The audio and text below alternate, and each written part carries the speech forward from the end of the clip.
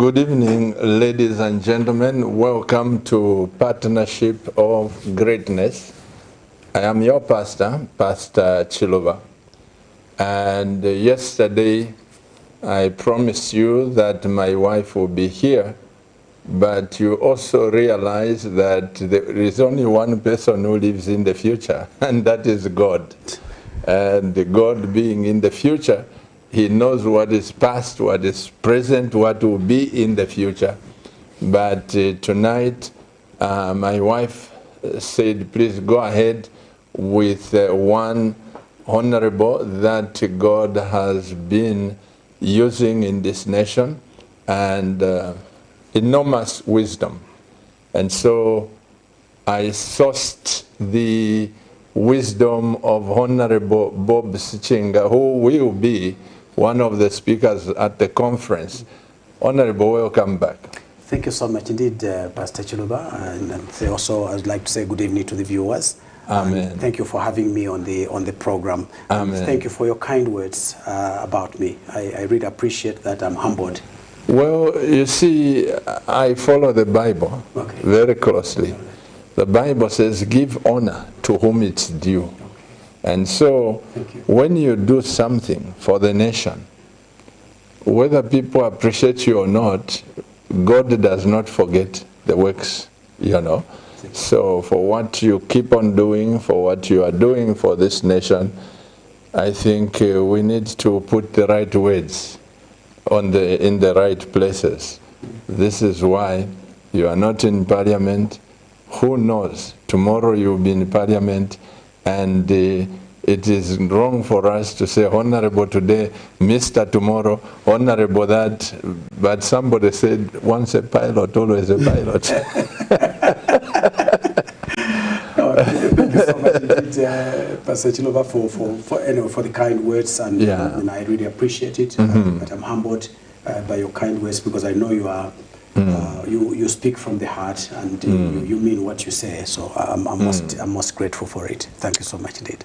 Honorable, like I said to you, like I said to, I don't know whether people understand me or not. But I must say that being a preacher, I deal with people. Yes. And there's never been a Sunday that I preach in church without blessing people, the church blessing people. Yes. Because they are hungry, because they need rentals, they need this. Every single Sunday, we are ministering to the people. Yes. Now, when you deal with people, the difference between machines and people is this. Machines have no feelings. No.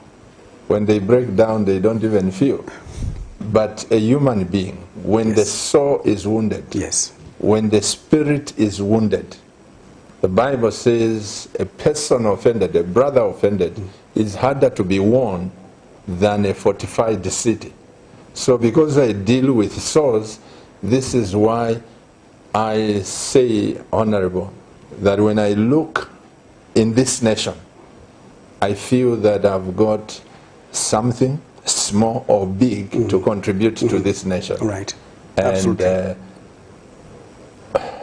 Like I said, dealing with people, my soul is troubled. Yes. The way the Zambians look like. Yes. Most of the Zambians, majority, Honorable, when you look at them, it's like they've just been discharged from the hospital because of hunger. Hunger. Okay. And I don't know whether my thoughts are right. No, I think you're absolutely right, Pastor Chiluba, because it's quite clear that we are treated as a third world country. We are treated, if you remember, we had been forgiven debt. And what did they call us? Highly indebted, poor countries. That's what HIPIC means. Highly indebted, poor countries. And this is painful, and I share your pain, and especially that you minister to the people all the time. And even as I served as Member of Parliament and subsequently as Minister under President Sata, it is quite clear to me that what you are saying is so apt If one looks at what the JCTR, Jesuit Center for Theological Reflections, have been saying in terms of their program, it is quite evident that they have determined by research that now for somebody to survive, you're talking of a figure of around just under 9,000 kwacha. Some of it even higher. And you're talking about just basic necessities for those that are living in the cities. So the question that I think we need to answer as a people, how do we deal with this? But when I also look at another side, when I look at the natural resource, the natural endowment of our country, what God has given to us, both in the ground as well as on the surface, in the soil and around us in terms of the climate, in terms of the vegetation, I ask myself the question: why are we not grateful? Why should we be poor? Because we don't deserve to be poor. And I've always argued, Pastor Chiluba, that this country is not a poor country. It's not. It only has poor people because of poor management. And therefore it behooves us as leaders that we really need to re-examine ourselves and say to ourselves, what is missing? What should we be doing? I mean, just again to give you some introduction to this. The first thing that is quite evident that hit me serving as Minister of Agriculture is that Zambia has 40% of the fresh water, both underground as well as surface resource in the Southern African subcontinent. And I'm saying this Southern African subcontinent, both from the lakes and the perennial rivers that we have 40% of the fresh water on the surface as well as underground in the Southern African subcontinent. So the question is, why is, with that so much water, fresh water, I'm talking about, not seawater, fresh water, why are we not feeding ourselves and even feeding all our neighbors? Why are we poor? Why should we be poor? So in reference to the point that you've made and about the program that is before us, that you are advertising at the moment, I think that is most apt. Secondly, serving as a Minister of Agriculture, we are basically saying, let us not export to Congo because we hadn't produced sufficient. And Congo is saying to us, especially Katanga, with some 9-10 million people, asking us, so what is wrong with you Zambians? Why are you not selling us what you need and what we need? So clearly we have a ready market, right here next door to us, with just one border to cross, and that is Kasumbalesa. As well as the 2,000 kilometer width of border with Congo. So what you're saying is absolutely right. We are not a poor country. We deserve better than this. Going back to what you have just alluded to, Honorable, I want to say this in the honest of my heart. Yes. When I look at our brothers and sisters in Congo, yes, coming for meal here, from the time I was in school, yes, yes, Congolese were called smugglers. Yes. Now, at what point does a nation look at the needs of another nation and say, let's meet the needs? Yeah. Because those people, they are not coming to steal. They are not coming to take. No. They are buying. They're buying. And they are using foreign exchange. Exactly. So, at what point does the country realize to say, okay, since these are smuggling, meal, and all these commodities, let's flood the market so that we end the foreign exchange? Do they deserve to be called the smugglers? First and foremost, you're absolutely right. First and foremost, that cannot be described as smuggling. In our understanding, when I served as Minister of Commerce, Trade and Industry, this is why it was extremely helpful, and it was God's grace that I served in those two ministries, because I saw both sides. I saw the business side in Commerce, Trade and Industry, and remember, here in this city, in Lusaka, we have the headquarters of COMESA. Right here. Common market for Central and Southern Africa, as well as, in fact, East Africa. You've got Congo, you've got Tanzania. Here, the headquarters is here right here in Lusaka, one would have thought that we should be the country that is promoting the export of what we're producing. Now, the reason why there has been this issue of saying, let us not export, was because we were not producing enough. And therefore, the worry was that politically, it would be suicidal to export when your own people have not been fully fed. However, for me, this is an opportunity that we should grab with both hands and speak to our colleagues next door and say, look, we will supply everything you want. They come for everything from cooking oil to bathing soap to everything. I'm talking even about eggs. Even eggs. Absolutely correct. The same with Angola. The same with Angola, the border Moxico province. They need this. And so, talking as a country in terms of trade, we are land-locked. But I'm also saying we are also land-linked. We can convert that disadvantage into advantage, into an advantage. An advantage which says we are not landlocked, we are land-linked. Hence the need for an infrastructure that connects us to the Congo, it connects us to Namibia, it connects us to Angola, and you know that the road to Angola is almost impassable. The main connection we had with Angola was the rail line, the Lobito Bay in our port. That's what we're using. So I think that we have failed as a country, as a people, to utilize the opportunity of our being centrally located with 9 neighbors, all of them wanting something from us in one way or the other. And so I think that our challenge as a people, and certainly as politicians, and the policies that we initiate should be to take advantage of our location. It is not a constraint, it is in fact an advantage. So for me, I think it's a question of us now managing the production side and definitely being a bread basket.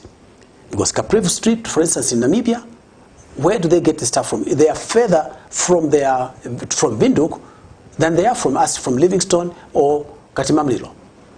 So the market is right there.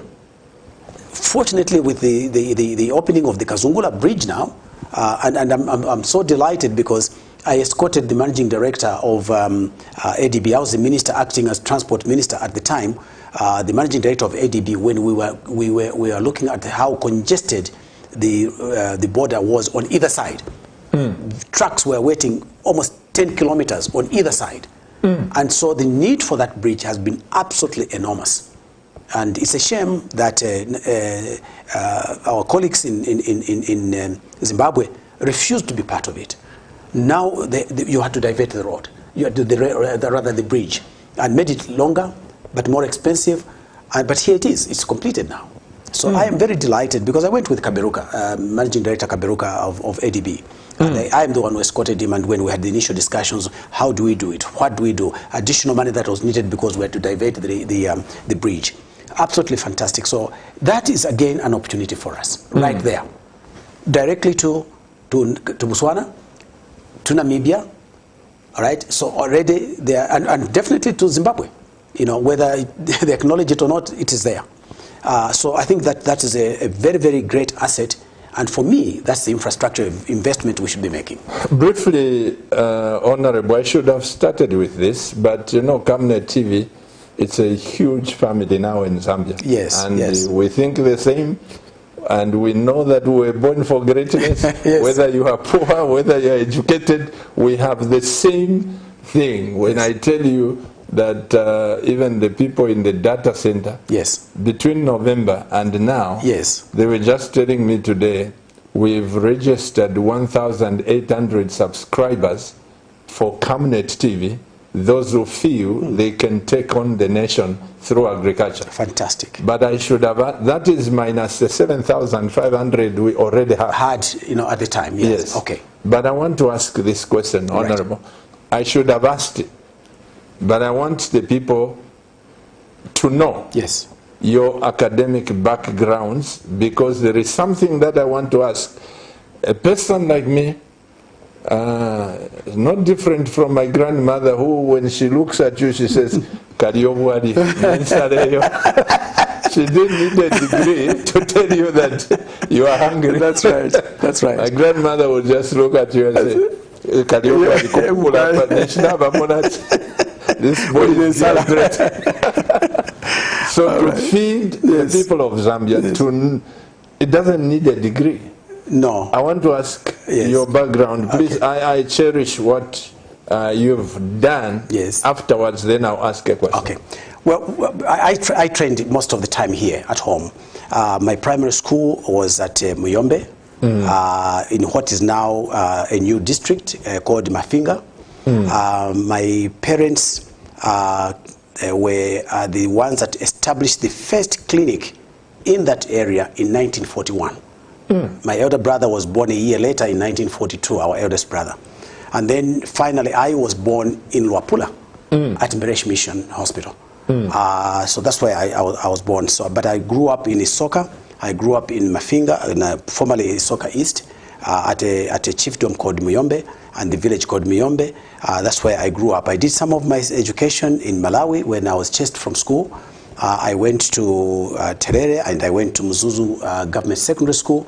And when we got independence, I got back home. I went to Isoka Secondary School up to my Form 5. And then I went to University of Zambia for a short while. I decided, no, that was because they were just offering a BA at the time in 1969. They were just offering a BA, and I wanted to be an accountant. So I joined Indico, who had a program, the Industrial Development Corporation. They had a program, they recruited 50 of us. And they said, whoever passes this exam will go to the UK. So 3 of us out of the 50 qualified the first time. And so in 1971, I went to UK together with the Honorable Hajpuka and another colleague called Yoram from Eastern Province, but he was part of that particular team. So I trained as a certified accountant in the UK from 1971 to 1974. And I came back home and I worked at Zamefa as a financial accountant and eventually as chief accountant. I subsequently came and worked for a private company called Unilever. And then I joined the mines. I worked for ZCCM, starting with RCM in Mufulira for 5 years. Then I went to Harvard Business School in 1980. I did my MBA and came back in 1980. Harvard, the Harvard. States, yeah. This in the United States, the Harvard. So that's by way of background. I worked for the mines thereafter until 1986. I started my own businesses, 86 to 96. 96, I went to Parliament. So then I went to Parliament as an independent member, by the way. 96. Okay. After I went to Parliament, I served in several committees of Parliament. Public Accounts, Education, Science and Technology. I served in Economic Affairs and Labor. I served in government assurances. I served in delegated legislation. I served in parliamentary reforms. In most of these, 5 of these, I was chairperson of those committees. Then, of course, Mr. Mazoka asked me to join UPND to assist him in that. So in 2001, I joined UPND as Deputy President for Economic Affairs and Labor. The rest of it, as I said, and then, well, come to 2006, I stood in Isoka West under PF. I was not successful. And in 2010, President Sata asked me to assist him again in the preparations. I became his campaign manager.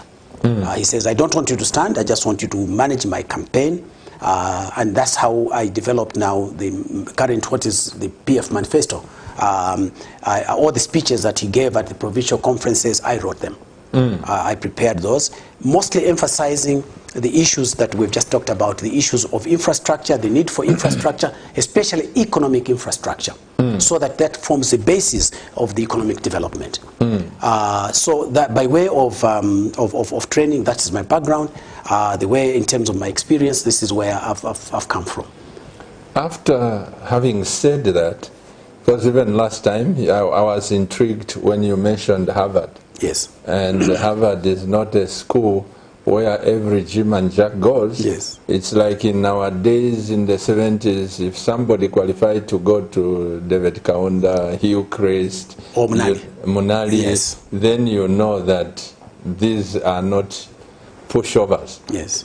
Having been to Harvard University, yes, and you are looking in the face of our economy, where the kwacha is now 22.5. Yes.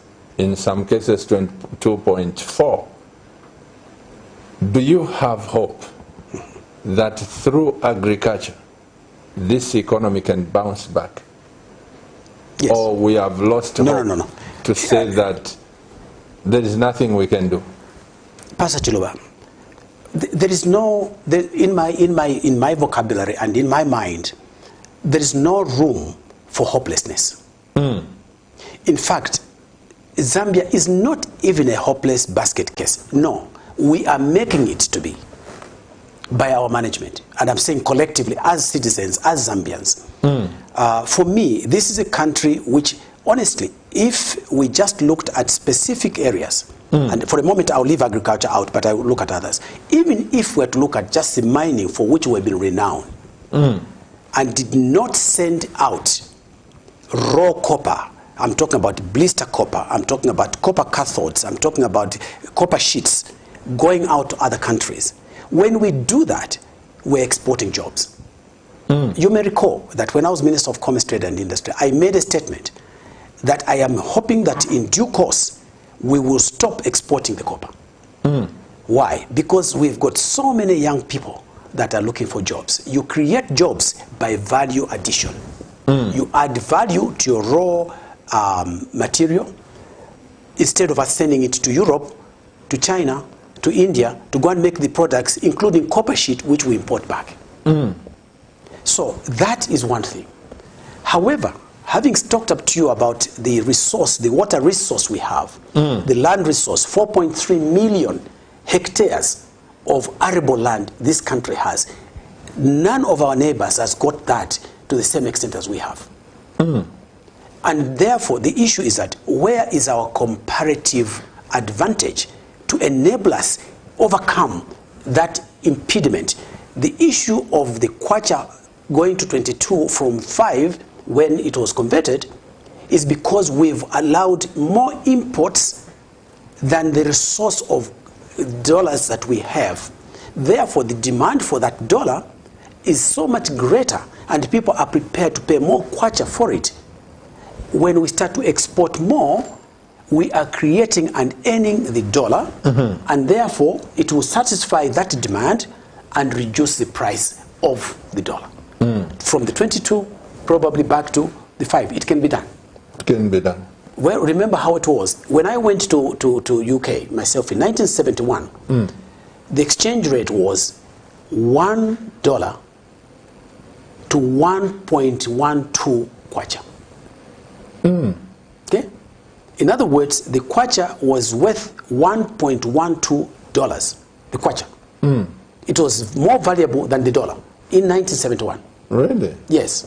So whenever we got and the money, we were going neck to neck with a pound. I'm saying to you, it was $1, one kwacha equivalent to $1.12. That's the rate at which, when I was going to UK, that is the rate it was in 1971. You can check your figures. So what I'm saying is this, that we would have to look at markets in terms of where do we have a comparative advantage. If you've got land, if you've got water, and arable land for that matter, you've got a youthful population, good climate, good resource, why would you have a currency that is dropping? Even just those two. When I was Minister of Agriculture, I went there just for 1 year, by the way. We were producing about 2 million metric tons of maize, our basic commodity. That year, we worked so hard to just make sure that we distributed fertilizers on time, and I physically went around to many places ensuring that the fertilizer was provided. We produced almost 2.5 million metric tons in 1 year's increase. From 2013 to 2014 season, it increased to 2.5. For the very first time, it is the highest we ever had as at that time. Now, obviously, it has gone higher than that. The question that is, why, and we consume, by the way, we consume as a people, as a country, we consume 1.25 million metric tons. So, about half of what we produced. Really? Yes. So the issue was that I would say, look, we should now start to export. We mill it not as maize. I want to do value addition. We mill it into milling mill and export it to Congo. We went to Zimbabwe. Zimbabwe didn't have enough food at the time because of the weather conditions, and we went with then Vice President Guy Scott. The president gave us his aircraft and said, you go to Zimbabwe, go and negotiate. We offered them what we had. And so what I'm saying is that the market is readily available. The question is, why are we not producing more and processing more and adding value to those commodities? And that's just one commodity. We're talking about maize. How about tomatoes? How about pineapples? How about bananas? Just look at what is happening. We import on average 400 metric tons of bananas into this country. Into this 400 metric tons of bananas into this country every month. Every month. We import around 73,000 metric tons of bream into this country. Why? We should be exporting that. We have the water. We have the resource. It's the organization, it's the management that is a constraint. We are not, if we don't put the investment, it cannot be there. Before we go to that, Honorable, help my understanding. Yes. And those watching. When you go to Ethiopia, I've flown out of Ethiopia without getting $1 because the banks do not allow. Unless you negotiate for it, they apply for you, that kind of thing, but it's strict. Yes. In South Africa, at one time I had an account there. Yes. And to get the $1, I remember taking your own dollar, in fact, yeah. I remember taking about $5,000 then. Yes. And we were buying certain equipment for the church, and they refused for me to take the $1. Yeah, correct. I said, look, I don't need it. I've bought what I want to give me. They said, you can get rands, my friend, not $1. Absolutely correct. And I don't know. Why is it that it is so easy in Zambia? You can walk in any bureau de change, buy the $1 and walk out. And that's part of the problem of the devaluation. That, exactly what you've described, Pastor Chiluba, is part of the problem. I have argued. In fact, even when I was minister, this was an issue I had raised with my colleagues.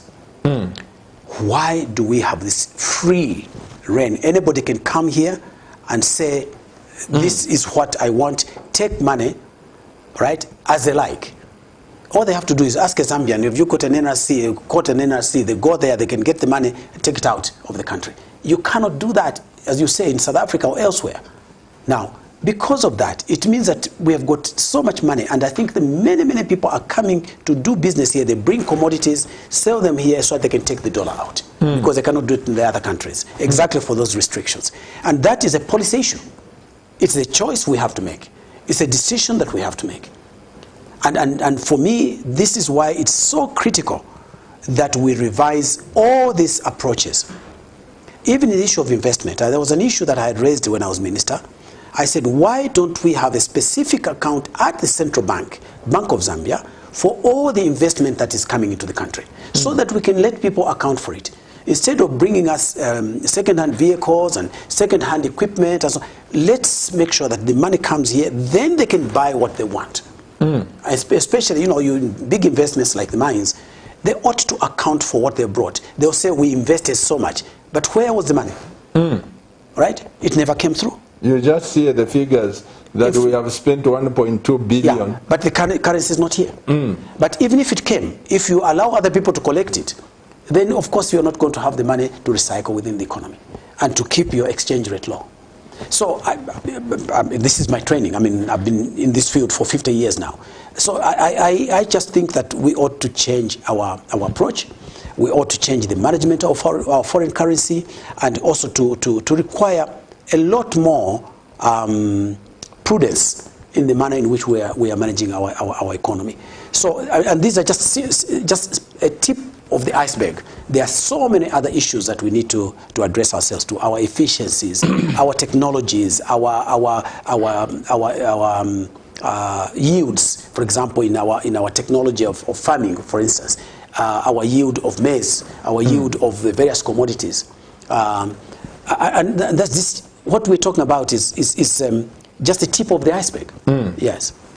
Honorable, when did we change this? You are saying it's a matter of policy. Yes. 1987, I'm flying to West Indies. It was a hassle to get the dollar. They used to put it in your passport. Yes. Yeah. You declare what you are taking. Yes. And in counter time. Yes. Where did we miss it? Liberalization. During the time of privatization and liberalization. Was that part of the condition? Yes and no. We chose so. The leadership at the time, from 1991, there was this, internationally, there was this sort of like liberal economics, if you want, the thinking of economics and so on and so forth. And I had a lot of fights with the World Bank and the IMF over this. And I was right. And I know that I was right, and it has been proven so. You know, you cannot take, cut and paste economic situations. Africa is in a different situation. Our own countries were in different situation. We have to buy dollars to use in the international trade. The United States does not have to buy dollars. It is their currency, which they're exporting, in fact, to the other countries. That's why right now the fight between the United States and China is over those exchange rates. And now we've got new currencies that are coming up, the bitcoins of this world, and these currencies, the new currencies, digital currencies. You know, digital currencies that might change the ballgame. And as you probably know, that China has decided they are going to have their own digital currency and also promote that. So that may change the dynamics. When I served as Minister of Commerce, this was a big issue during the WTO discussions on what we call the Doha round. This was a major issue. Big conflict, the big countries fighting, United States against the EU. Now, of course, China has emerged as a major economic factor because they're the second biggest producer in the world to United States. And I believe that very soon they'll overtake United States. Yeah. So these are important things, and we are a small player, and because of that, it's important for us to have prudent policies that protect our interests as much as possible, so that we do not have runaway exchange rates like we have at this point in time. Because it means we must find more kwacha, okay, to pay for our debts, to pay for our national debt, as well as to bring in commodities, which increases our costs, creates inflation, and so on and so forth. But maybe this is a discussion for another day in terms of the policies. Still, you still have to help me, because my mind will zoom down to agriculture. What I'm just saying, Honorable, is that, are you saying that the ministers of finances, those that have saved, and the Bank of Zambia governors don't know about the foreign exchange, or is it the politicians who have failed to put the policy to say, hey, let's tighten our foreign exchange rules? Very good point. Very good question. That, Pastor Chiba, I would not say they did not know. I believe that those that have served as governors, deputy governors, those that have served in the Ministry of Finance, most of the ministers of finance, even if they are not economists, they are not accountants, they are not finance people, I believe have a very clear understanding, even with the staff at the Ministry of Finance. We have some very fine individuals, But remember that, maybe just for the help, to help our viewers to understand this, there are two sides. There's the monetary policy, there's the fiscal policy. Okay, this is tax. Okay, how you manipulate the economy in terms of the dynamics of policy. The monetary policy is to do with inflation, the monies, and the exchange rates, and so on and so forth. Now, the governor has progressively been more and more liberalized, and his team in terms of freedom to act. However, if we are doing something wrong on the fiscal side, it impacts on the currency. Let me give an example. If we are spending more on the fiscal side, the government is spending more than it's generating from the taxes, okay? If it's spending more, it will create a deficit. That deficit must be accounted for from some other source. So it impacts on what the monetary policy should be. So the governor would normally say, well, please don't spend that much, because if you do that, we're creating a deficit here. I need to tighten my cash availability in order to constrain inflation. That's what he's going to say. If the Minister of Finance says, well, no, but we have to buy this aircraft, we have got to spend money in this one, we've got to do this project, which is the fiscal side, what can the governor do? So we need to harmonize these policies. That's why I talked about prudence. Prudence in financial management is critical. You need to have that in order to ensure that the two policies are matching. They're in tandem with one another to achieve the issues that we're talking about here, to keep your currency at a reasonable level, matching your productivity, your output, your exports in a manner that is in balance, that is in harmony. So, but we can probably go and talk about economics in general, but that is the principal issue of how you match that. Monetary policy, fiscal policy. Not physical, fiscal. Fiscal is to do with taxes, to do with the expenditure, government's revenues, and so on and so forth. Now, this expenditure has, for years now, been carrying a deficit. It's like in your home. If what you're doing is that your income, let's say just for argument's sake, is 10,000 kwacha, okay? But your expenditure is at 20. It means you've got a deficit of 10. So if you go to Kaloba and borrow from Kaloba, what happens? You have got to pay double the amount. And this is what we've done. We've gone and borrowed so much that it is choking us in terms of debt management. So we've contracted, as we normally say, debt contraction, so much more. It is now, as we talk now, in the last budget of the 2021, you are talking about debt servicing, which is between 32 and 35% of the entire budget. That's very, very high. Okay, in other words, our gearing is out of tune. And therefore, that is going to impact on the exchange rate, it's going to impact on cash availability, because the governor is trying very hard to keep inflation down. Otherwise, it just bursts out and it goes into what we call hyperinflation. So I don't know if I don't know if the viewers you are making things clear, Honorable. Yes. I'm just wondering, what does it take to just say, Parliament, I've never been a member of Parliament, you've been.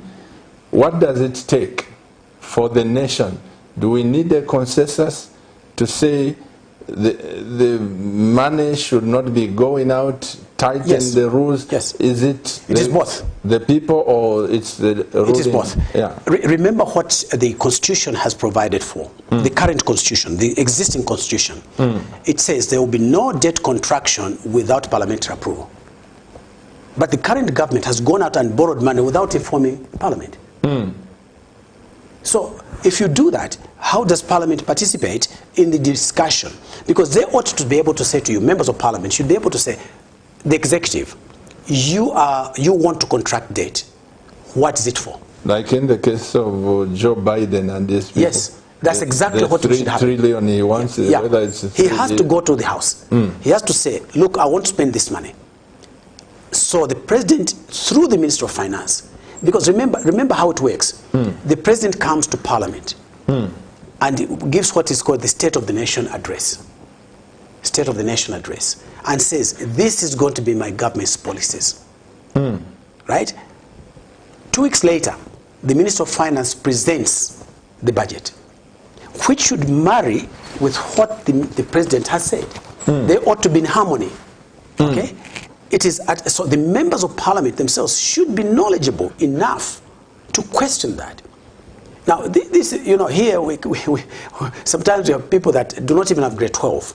Okay, I'm not disparaging them, but this is high economics. You can't, if you send a member of Parliament, and now we're going to elections, you send a member of Parliament who has no understanding of economics or how it is run, they think they've come to Parliament to become rich. It couldn't be further from the truth. They should be contributing and questioning the executive. You can't do that.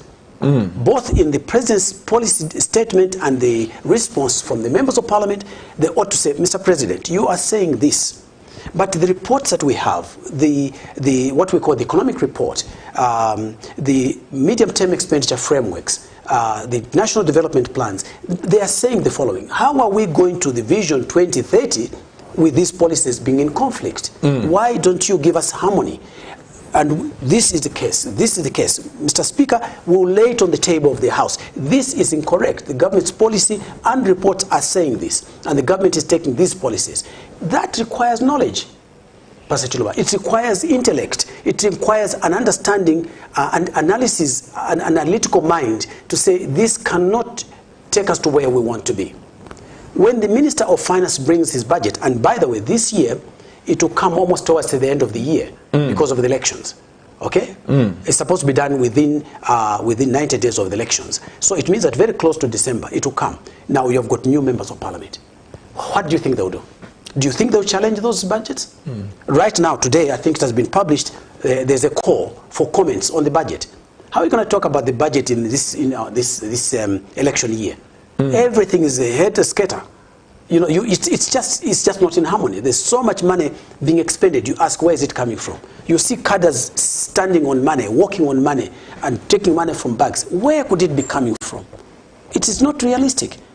We've only got ourselves to blame. At least those that are in government at the time.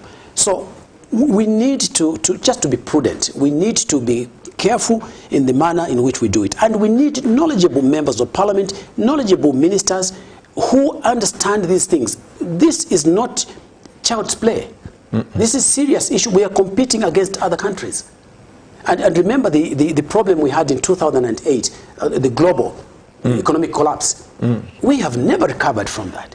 So in terms of responding to the situation, in terms of the foreign currency, yes, it requires both the government to bring legislation to parliament and also the members of parliament must to be used to be knowledgeable. We don't have a budget office at parliament as we stand right now. How are we going to manage the economy? How are we going to question the executive if you don't have people that are knowledgeable? So talking about that, Pastor Chiluba, after looking at all this and all these challenges, I want to announce that I'm going to stand as an independent in Mafinga. You are going to stand? I am going to stand as Member of Parliament in Mafinga because I cannot just watch and see this. The country is just being pulled and torn to pieces. This economy won't survive another 5 years if we carry on the way we are. And yet we are very well endowed. Now this is news to me. For how long did you serve in Parliament? 13 years. 13 years? Yes. You want another 5 years to make it 18 years of experience? Yeah. I think that this is it is a time which calls for, we cannot just be armchair critics. In fact, the reason why I got involved in politics is President Kaunda challenged us. You armchair critics. And I felt, well, he's right. If we just sit back and watch it, right, and let this go on, then we're armchair critics. So somebody has to take up the mantle and say, we have to protect. I think of my children. I think of my grandchildren. I think about so many people, children in the streets, coming to my car window and begging out. The other time I was passing by the traffic lights as we go to the near the cathedral, Jesus, and this child looked in my eye, and frankly I just shed tears. I could not stand that, and then I sit back and do nothing and say I'm all right, it's okay with me. No, Pastor Chiluba, it's not right. By the special grace of God, I will create time and hear some of the things that you have to put on the table as members of parliament, and Cabinet TV will come to that. I'm glad to hear that you are going back and stand. But my concern here, Honorable, is your village. Yes. My village. Yes. Our country. Our country. Yes. Is there enough education? No. For us to tell the people, including my grandmother, including my auntie Nisho Wangandu, to say this land that you have can bring you money. More. Yeah. Is there any? No. In fact, you see, we're now coming to the specifics now. The question is, how do we use this opportunity of the endowment the natural endowment the country has, how do we make it good for the people? How do we overcome the poverty? All right, now we're talking about programs. You're talking about the policies that will enable that program to be implemented. Okay, so what you're saying is that we do not have sufficient. All right, I grew up in the village, so I can safely say to you, I've just come from the village 2 weeks ago, and I can safely say to you, the people are yearning. They're yearning for an opportunity, and this is why, for me, I've agreed to appear on the program and share with you my own experience as Minister of Agriculture and Commerce, and say we need to develop the policy framework, but also the programs inside that policy framework, which will bring about implementation. And that means educating our people. And this is where, for me, CAMNET, for example, most of the people learn visually. So TV is a great tool. It's a great tool to educate. We need radio, television. Now we've got what is called multimedia in terms of ICT, digital platforms, animation. These are important tools for us to use to our people, our grandparents, our grandmothers, our grandfathers. Say, this can bring you this wealth. You don't have to be poor. You don't have to depend on government cash transfers, which sometimes never come, and so on and so forth. And so this is why I'm delighted that you brought this program about, and that's why I agreed to participate in it. Because I think that the knowledge that people need, the education that people need is immense. And we need to use all the instruments in the ministries, various electronic and digital platforms to be able to educate our people, right? I might even say, why not just dish out tablets and digital smartphones to the people to enable them to learn how to use their money, how to do the farming, the crop rotation that is needed. All these are key.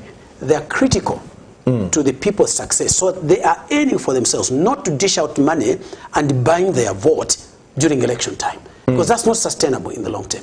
They ought to earn their own money, and they'll be proud that they have earned this money out of their own sweat. There's nothing better than feeling, I earned this, I worked for this. What somebody gives to you, what people steal, it never stays in your pocket.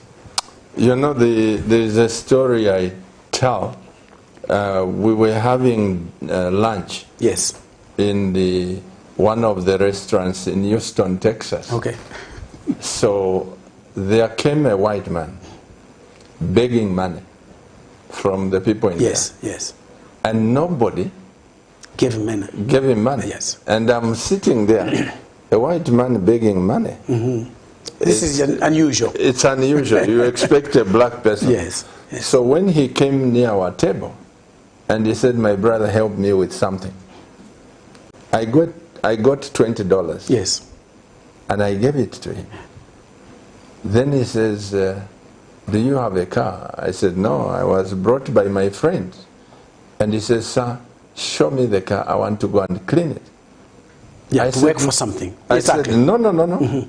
I just gave you the money. He insisted.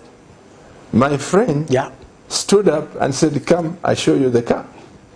And he cleaned that car outside. Yeah. So I said to him, listen, I just gave him the money. He says, no, Pastor. Americans don't believe in handouts. Yes. Because when you give him that $20, he'll feel he's a lazy person. Yes. But for him to clean the car, he has worked for it. Sense of working pride, for it. It taught me a lot of self-worth, things. yes. Yeah, it taught me a lot of things. Absolutely. That it's different from here. Yes. Here you are given. You want to receive without doing anything for it. Without doing it. And that's why there's so much theft going on. Because it's like, it's okay, we're going to make money out of it. Well, here we are. This is where it has landed us. Yeah, so you're absolutely correct. And it's a great pity. And many people, even here, many people, they want, that's why they vote, because they've given 5 kwachas, they go to vote, or 1 kwachas, they go to vote. They feel, oh, now I'm obligated, I must vote for this person, even if they know you may not be able to deliver. Yeah. But on the other side, once would somebody go into politics, he has no money. Yes. But he just wants to say, I'm going to stand what's the answer to that question? Because chances are that if somebody goes into politics without money, is looking into the future And that I'm going to he is make going to money. become rich. Yeah. Well, if I had not gone into politics, I would not have said this. It destroyed my business. I was selling computers. I was selling technology. I was writing programs. I was producing timber, selling to the mines. And I did not think in terms of making money, but I thought, well, there are issues here which we must settle. And when I went into Parliament, my business had to close. And I said, well, look, what decision have I taken? Okay? Unfortunately, when you get in there and you find that you need to deal with something, you need to address something, it starts to grow on you. And you start to say, wait a minute, maybe if we tried this, maybe if we tried this. And of course, just being a member of Parliament, you are up against the executive. Because the budgets are brought by the executive, the laws are brought by the executive. So you need to also develop a skill by which you can be able to contribute and be effective. So, for example, when I became minister, now I was sitting on the other side, all right? And in most cases, I had to listen to what the people were saying on the other side. But having come with experience, I was able to understand. It was clear to me. I knew already what they were going to say. And because I'm trained, that's my training, it was very easy for me to appreciate what they were saying. And also, you have to have a passion, Pastor. You have to have a passion for our country. You have to love to create all these developed countries. They did not just happen. You have to work for it. Okay? Sometimes they even stole from us. They took all the copper and the other things, took them to our countries. They became rich, and now we're borrowing from them. You know the story about the CAF currency in West Africa and France. You know the story about that. So France says, we'll manage the forex for you. And of course, they were paying for it. And I'm told even up to now, yeah, it's still that the biggest budget of France comes from the West Africa. Yeah, absolutely. They meet their budget through Africa. Absolutely. They wouldn't have that amount of money. So here in our particular case, I mean, look, Zambian copper, everybody knows that, built Harare, right? Salisbury in those days. It went to the UK. It was sent. All the copper we're exporting. That's why we're talking about these export routes. So what I'm saying is that and now we can't claim something from Zimbabwe to say... How are you going to do that? There's no mechanism. Is it Rhodesia, Nyasaland, Federation. That's great. Where the money moved from Malawi, Zambia, it went into Zimbabwe. Yeah, because then the whites were there. So what I'm saying is that we need to work for it ourselves. Pastor, to come back to the point you're making, we need to develop, we need to establish our own stand. Look at what Botswana has done. They produce diamonds. They've moved De Beers from London into Botswana. Really? Yeah. So, and between us and Congo, between us and DR, why shouldn't we have the copper market here? Why do we have to go to London Metal Exchange? Why shouldn't we have the COMESA or a SADC Metal Exchange right here? Why not? You know something I must say here, I met an expatriate, I think last week. Yes. They are into gold. They are getting this gold. Yes. From Zambia. Yes. And we are chatting, and I'm saying, do you declare to Bank of Zambia, when you get the gold, you get this? He says, Pastor Chuba, sorry to say this, I've got to be honest, you are a reverend. No, we don't. Yeah. I said, why? Yeah. He says, because in Zambia, to declare gold, tax is 6%. Yes. But if I get gold from here and take it to Rwanda, Rwanda gets 1.2 tax. Yeah. So everyone in Africa, they are stealing the gold, stealing or getting the money. They get, then they go to Rwanda, and Rwanda just gets the percentage, which is 1.2. They don't have gold. No. But they are making got a more market. money than the countries that have. Correct. So I said to him, sir, that is interesting. What is the solution to that. He says if the Zambian government can drop the price, even the people who are making gold here, Zambia, your country, has a lot of gold. Yeah, absolutely. You would make more money. Yeah. But here in Africa, you think higher tax will make the country rich when other people are benefiting. Isn't that a shock? Yeah, well, there are many arguments to that, and I think we can probably preserve that for another day. But let me say this. What should we get for the endowment that God has given to us in this land? And this gold you're talking about, before Northwestern gold, which is literally on the surface, you're just almost plugging it full-fledged. I'll quote you in our country. In our country, here, in Mwenlonga. Okay, you get this. It's right almost on the surface. It's almost you basically just scrape it. It's like an open pit. The same way with the copper. But even before this discovery, I will remind you of Kalengwa Mine. Kalengwa Mine used to belong to RCM.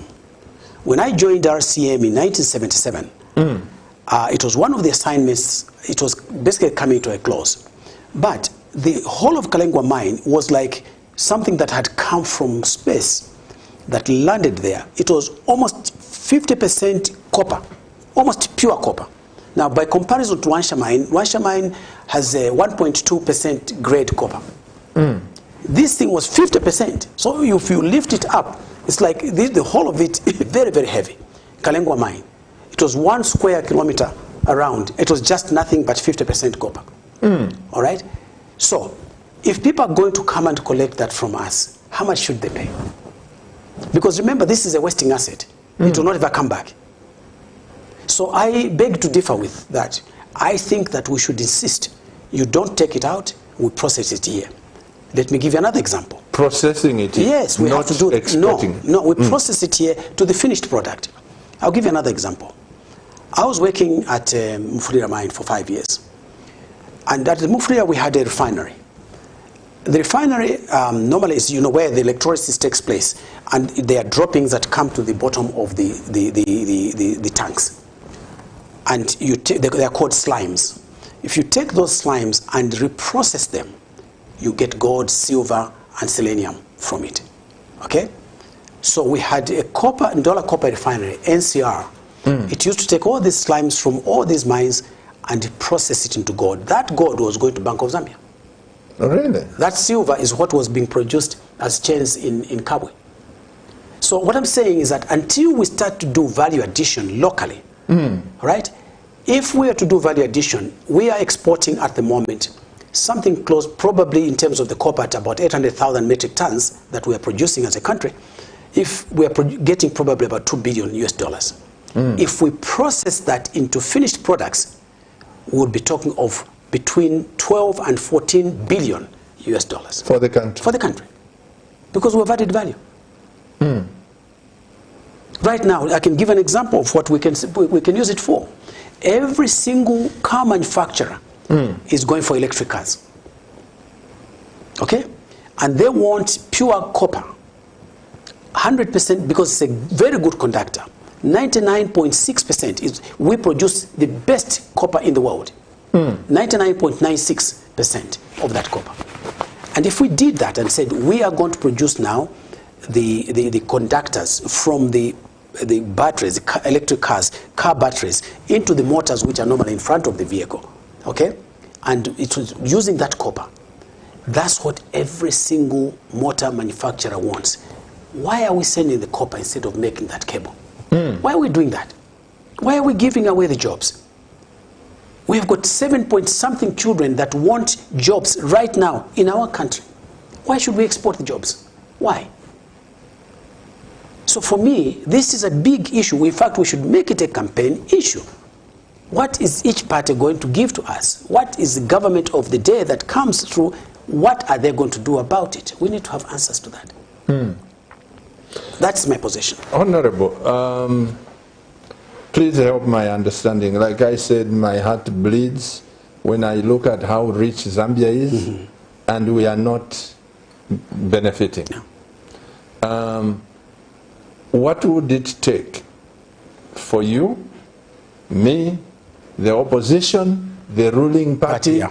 and everyone to come around the table and say, what do we need for this country? What would it take? Because definitely we cannot esteem parties and politics at the expense of the nation. Correct, absolutely correct. We should hit the be nail on the able head. Yeah, to look at the nation. correct. When we look at the nation, politics are just arguments. Yeah. And sometimes they Different are baseless. policies, yes, absolutely That's correct. right. Absolutely. So what will it take for us to say, let's have a national endeavor? Yes. Let's talk about this. In fact, you have answered the question. We need a national endeavor, but you need a consensus-building government in office. You need a knowledgeable president, one who will listen to all sides. Because when you become president, you are no longer representing just your own political party or your own views. You have to take into account all these other groups, including those that differ with you. Because you are always going to learn something from their arguments. Because these economics and just like law, they're not a pure science. You know, it's not like, oh, if you put you light a flame on a petrol, it will always explode. It's not always like that. So you need a consensus building leadership. The president in particular, who is elected on their own ticket, must be a person who is prepared to build consensus and try as much as possible to carry everybody along. Why? Because as you say, if a country is rich, its people, many of its people should be rich. You can have a rich person, but that doesn't make the country rich. Because it means, and that's what we have in the world today, 5% of the population owning 95% of the wealth. That's what we have. That's why now we've got all these philanthropists wanting to give away money because they've got so much of it in a handful of people. So what you've raised is an issue of how do we manage the country? How do we create consensus building politics? Which, through these endeavors, to sit down together and say, let's see what is best for the country. There may be different arguments for and against. Botswana has, to some extent, had a very good track record in this respect. Because when you have done a national development plan, when you build consensus around the national development plan, it doesn't matter which government comes into office. They will have to stick to that. Because in our case, we've got this Vision 2030. Okay? We are just right now, we are just 9 years away. 2 budgets, that's what it will take. Sorry, 2 national development plans, that's what it will take. 5-year development plans. And that will be it. We are expected to be to have achieved the 2030 vision. Shall we? And I want to tell you, we won't be able to. Why? Because the individual national development plans that we've been building up, the plans, the annual plans, including the MTEFs, have not given us achievement in terms of that, the well-intended objectives of a national development plan. Honorable, I've asked that question because the time President Chiluba, may he so rest in peace, met President Kaunda in Cathedral of the Holy Cross. Yes. You were there. Yes. That was the only time that the opposition and the ruling came together. Yes. But they were not talking about the economy. They were talking on politics, sharing power, and how to hand over power without bloodshed. Correct. Okay? Yes. From the time Dr. Kaunda was president to now President Mwanawasa, President Lungu. The question I asked, why has there never been a time? Could it be that all these presidents were not knowledgeable? Could it be that all these presidents were not listening to the people? And even where the president will extend an olive leaf, if the opposition says we are not coming to State House, we are not coming to the endeavor, so what? Yeah. Because it depends on also the other behavior. And one had hoped that, you see, if you take 2 steps forward and then you go and say, you undermine confidence in the process, it will not help. And here again, please forgive me, but this is where we've looked to the church, for example, to say, can you help us to come together? But now even the church is totally compromised. You know, people are looking for... You are accusing me. No, I am talking about the church in general. I'm part of the church. Well, yes, but it doesn't mean everybody. I am hoping that the message can reach to everybody. Yeah. Because now people are saying, oh, tulilepo, let's also participate. And unless you've got integrity, unless you've got people that are principled, unless you've got people that are willing to help consensus build, it won't happen on its own, Pastor Chiluba. It won't happen. You know it, I know it. You have pastors now who are waiting for envelopes or to be anointed. You know what I'm talking about. They are there around you. They are waiting to be invited to State House or to participate, speak well of it, even when the thing is wrong. When it's wrong, it's wrong. And you know, God does not give us allowance. He says, this is the law. This is my law. This is my commandment. Whether you are this or that, and I'm no respect of persons, God says. Right? Do we have that? So that president that we're talking about, that president must be keen to genuinely want to create consensus in the country. Genuinely. In fact, he may not even be knowledgeable enough, but if he's wise enough to be able to bring the parties together, and he should be consistent, or she should be consistent in the manner. This is what I'm saying, Honorable. You, before you came into power, yes, you remember how President Sata resisted President Mwanawasa? Yes. Mr. Mwanawasa, may he so rest in peace, he kept on saying, please Sata come, please Sata come, until when he fell sick. Yes. And the President Sata, took him, Mwanawasa, sent him to South lifted him to South Africa. That's when he came to say, thank you. And they became friends. Yes. Now, do you all in the opposition have to be sick for the president consensus? Well, at the end of the day, this is why we need now the intervention. You know, we had the Savior coming to bring about reconciliation. That's why the nation must be healed. The nation needs to be brought to a new level. Where we are right now is definitely not where we should be in terms of building consensus. And after all, these policies differ from person to person, president to president, government to government.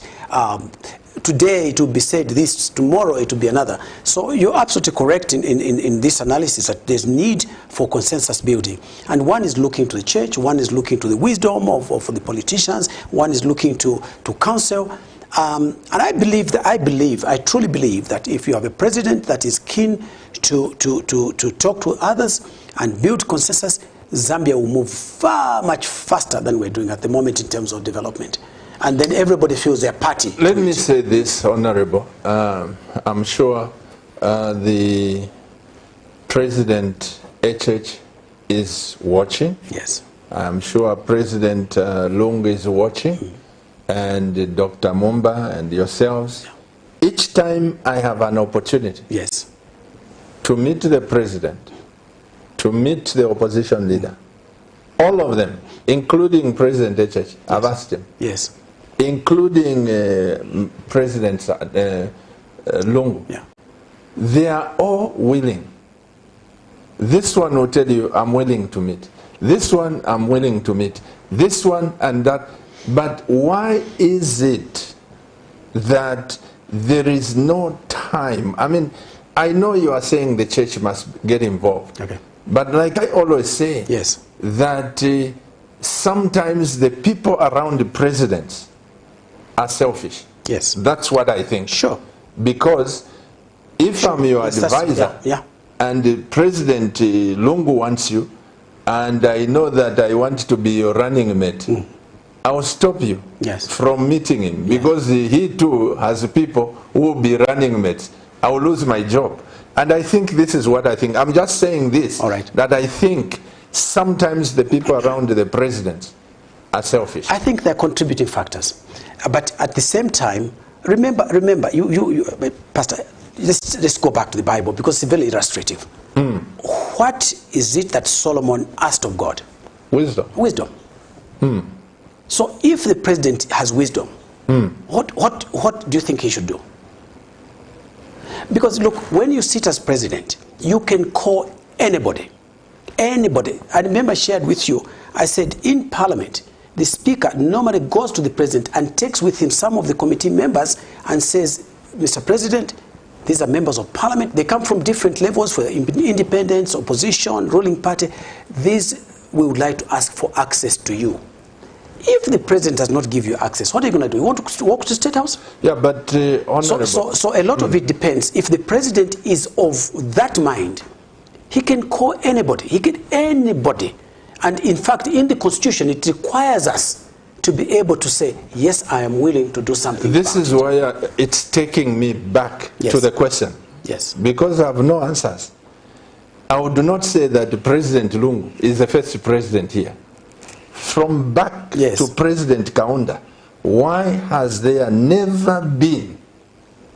Are you saying all these presidents who have served had no wisdom, they had no knowledge, they had no what? Because I haven't seen where the president comes out, where the parties come out and say, let's look at the economy. Forget about this. Right. This meeting, Honorable Sichenga, I pray that other people are watching, because when the elephants fight, it's the grass that suffers. Absolutely. And I'm part of the grass. Yes. My heart is suffering because now we are talking about politics. Campaigns have begun. It's bloodshed, insult, what? Threatening one another, what? Why hasn't there been this endeavor of coming together? I think you should help me and help the nation. Well, first of all, I've never been president, so I cannot answer that particular question. But my observation is there are a lot of contributing factors. The wisdom of the president, his willingness, what they call political, how can I put it? There has to be a willingness, all right? A willingness and a recognition that the politics are not a fight. They are a means to saving our people. Now, it always says the person that is in a stronger position, the one that has authority, the one that is in control, must definitely bring about a situation where he calls us in. What did Christ do? Christ says, I came to reconcile you back to the Father. Okay? But the Father sent the Savior. Remember? He has the power. And he wants us to be with him. So maybe we can use that similitude and say to ourselves, if a president said, colleagues, I am president now, it was fair election and so on and so forth, I think that very, very few, even opposition leaders, would say no to that. But what about where God sends the Savior, Jesus Christ, go and die for them? Yes. And the people say, no, we want to remain drunkards. Yes, and remember what it also said. But he came, they have the freedom. Yeah. Remember what it says to us in the Bible, where the people that are in authority are not sensitive to the other people. What happens to the people? They suffer because of that. Okay? The people perish. What I would do, Honorable Sichenga, you need to help me.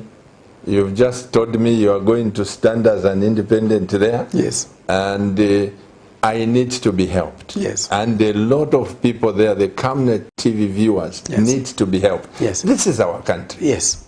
We have no need to fight each other. No. And we should focus on how to develop this nation. Absolutely. Absolutely. My view is this. Yeah. This is how I think. If you are the president of this nation, and I'm in the opposition, this is how I think. Yes. And I'm talking about me. I would make every effort to come to State House. Not just opposing you to say, Mr. Bob Sichenga, Your Excellency, you are wrong in this. I would do everything possible to say 5 years to come, it's too long for me to sit down with ideas. Right. Why don't you use some of these ideas? Because it's about the nation. Yeah, but it also depends on the willingness of the recipient, of the intended recipient. This is what I'm saying. Yeah. We should try that. I think that's I think this is very, very important, and I think many certainly when I was in the opposition, I tried my best to say, here are my ideas. I present them not because I am in opposition, but because I believe in my knowledge, this is what is going to take our country to a new level. Because this is my country too. Remember, it's not just for the president. It's my country too. Absolutely. It's my country. This is it. This is my land. This is my land too. I don't want to go to other countries. I want to stay here. I want my children to be able to come. Dad, we've come. We're building houses now here in our land, on our soil, where nobody, no other race is coming to chase us. This is what God has given to us for our children's inheritance. That's what I want. And yesterday, that's the scripture I quoted from Lamentation chapter 5. Right. Verse 1 to 5. Right. Where Solomon says, the land has been taken by foreigners. Correct. Our houses have gone to... Correct. That kind of lamentation. Yeah. And he says, this is our disgrace. Yeah. Correct. I said yesterday, Honorable, that we should have Zambia at heart. Absolutely. We should have. Yeah. Whether you belong to this party, to that party, we should have Zambia at heart. Yes. I'm a firm believer in that. Yeah. Because if you and I look at our country, Honorable, with all fairness, you don't have more than 60 years to live on earth. Oh, far from it. Whether you like it or not, no. You'll have to report to the HQ. Yeah, yes, absolutely, absolutely. So no. But what about the boys who are coming up here? Yeah. So what do we leave for them? Pastor Chiluba, I think that this is, we see now we've kind of, in our politics, we've crossed a certain line. I want to say this to you. Some of us were laughed at in Parliament because we presented ourselves as Christians. Okay? They laugh at you, literally, your colleagues in their debate, because you are trying to raise issues pertaining to what would be the best. And they would make jokes about it. Okay? It's like there's something wrong with you being a Christian. Because now what we've crossed is that now we're talking about godly values. That's what you're talking about. And I think as God-fearing people, some have come up and said, I'm a born-again Christian. But when you look at what they're doing, it's contrary to what our teachings are. Because do unto others as you'd have them do unto you. All right? What has happened? And so I agree with you that those that are in a stronger position ought to be providing the leadership and saying, brothers, let's come together. Sisters, let's come together. What is it that we can do together? I am almost certain in my mind people will not refuse. But if they think that this vote has been stolen from them, you are doing oppression, you don't mean what you are saying, you are not being genuine, they will hesitate to come. And they will not want to come to State House. You can't just walk to State House. They will stop you by the gate. If the president says, I want my colleagues to come, I am very, very confident in my mind, beyond any shadow of doubt, many will be willing to come forward. You are one of the speakers at our upcoming conference. Yeah. Do you think our values of developing this nation through agriculture is going to work? Oh, absolutely. In fact, that's why I'm coming. That's why I'm going to talk to it. Because look at it this way. 84% of our people in the rural areas depend on agriculture. 84%. 84%. So out of our population, if you want to use that, out of our population of 8.3 million, 18.3 million, you are talking of 15.6 million that are dependent on agriculture. So there couldn't have been a better thing than that. And also to own land, piece of land, which God has made. I think many of us, our nationality, our nationalism, our identity, our citizenship is always attached to the soil. It is.